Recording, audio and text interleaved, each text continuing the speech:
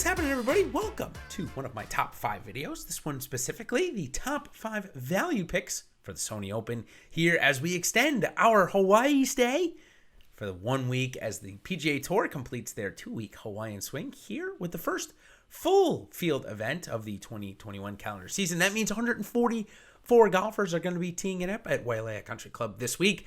A short par 70, 100 yards, give or take 60 or 50 yards. And here we're back with the second version or calendar year version of the PGA Top 5 values for the slate. Last week, not bad, as we, of course, if you guys have been following me for a while, or if you haven't, first, like and subscribe to this video so you can make sure you get notified when I'm able to put them out there. And of course, if you have been following me for a while, you know I'm all about transparency. So, on a quick review from last week, Colin Morikawa was a big feature in this video, and he paid off pretty good with a nice top 5 there out in Maui last week. Also, Scotty Scheffler, not a bad value.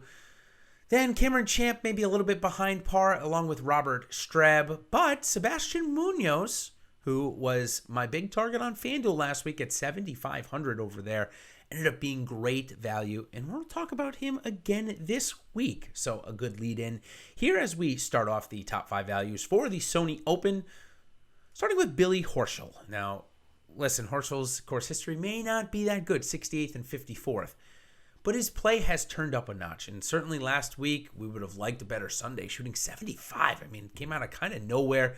That vaulted him down the leaderboard. So maybe vaulting is not the correct word. It may be missing the pole vault, something like that. I don't know. Maybe I'm struggling a little bit for the analogy, but still, it just goes to show you what one bad round can do in a very low-scoring event like it was out there in Maui last week. So he came in 24th, but I think he played a little bit better than the results are. His irons were hot and cold. That's what concerns me this week. But at $8,600, I do think we're getting value there. And his recent form before that, 24th, he came last week, and then 5th before that. So certainly it's not too far behind. Strokes gain rank, we're getting 54th off the tee this year, 197th, though, on his approaches. That's the problem. 63rd around the green, and we know he's a good putter, ranked 23rd. Speaking of a good putter, maybe one of the best, Brendon Todd is the next guy we're going to talk about. Figured you'd imagine that he would be in this video, obviously being the cover boy and all.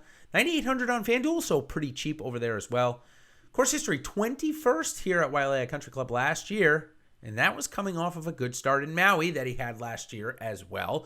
So kind of similar situation. Miscut before that, but 13th last week out in Maui, 8th before that in his previous start. So certainly good form is peaking. And we know he's going to be bad off the tee. 232nd is what he's ranked this year, including last week where he lost 1.46. But why do we care about that when he hits 87% of his fairways? Certainly there are going to be weeks like last week where driving distance was a big factor in how you gain strokes off the tee. Certainly with, a couple drivable par 4s, certainly getting in position on par 5s being, certainly 150 yards, which I saw a couple of times. Well, Todd was losing strokes off the tee, but it didn't matter. He had a good week on the approach and a good putting week, and that is how he wins this game. This course should suit that a lot better than last week out at Kapalua. So, Brendon Todd, good pick for me this week. All right, I mentioned at the top of this because Sebastian Munoz was a part of this video last week for FanDuel purposes. This week, he's for DraftKings purposes. Had a good last 3 days, shooting 18 under par in his last 3 days out in Kapalua. Just one bad opening round, but other than that, was pretty good. Came in 17th. That's really not a bad, especially for a guy at 7,800 or 7,500 like he was last week. 9,700 on FanDuel, though, so much more expensive over there. I will definitely be getting my shares this week on DraftKings. Course history, came in 10th here last year. That was after a good start at Kapalua. So definitely like Sebastian Munoz quite a bit this week. 54th off the tee. He's a guy that really does everything pretty good and needs a good putting week. 54th off the tee, 57th on the approach, 55th around the green, and 103rd in putting for Sebastian Munoz. Strokes gain ranks on the year, so you can see pretty consistent everywhere. Just needs a good putting week, and he will be right there. Sticking with the theme of golfers that played last week and also had a good fall, this guy might have had the best fall of everybody, securing his first ever PGA Tour win, which gave him the invitation to last week. At the Houston Open, it's Carlos Ortiz, and of course adding another top 10 at Mayakoba. 7,500 on DraftKings, 9,400 on FanDuel. So maybe again a little bit more expensive on FanDuel. Like that price on DraftKings quite a bit though.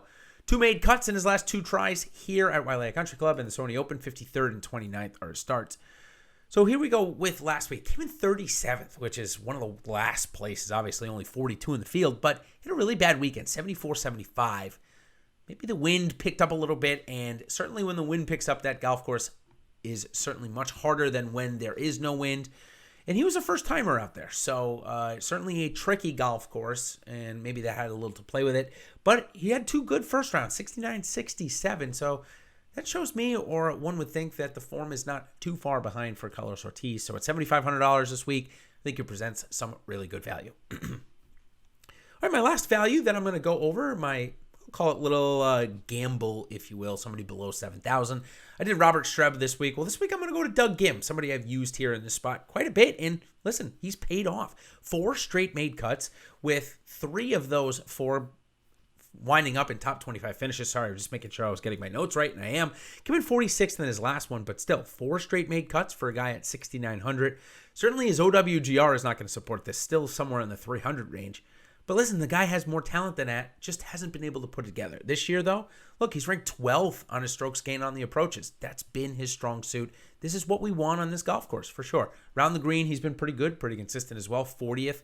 Needs to work on his off-the-tee game. He's not going to crush the ball, which, again, you don't need here, so that should fit into his strategy. But like Munoz, and pretty much like anybody else, they need to catch a good putting week. Now, again, we can get it. We can know we're likely to get it from guys like Billy Horschel and Brendon Todd, who we have on this list, but we need to get it from a guy like Munoz and Doug Ghim. So that's what we're playing for this week.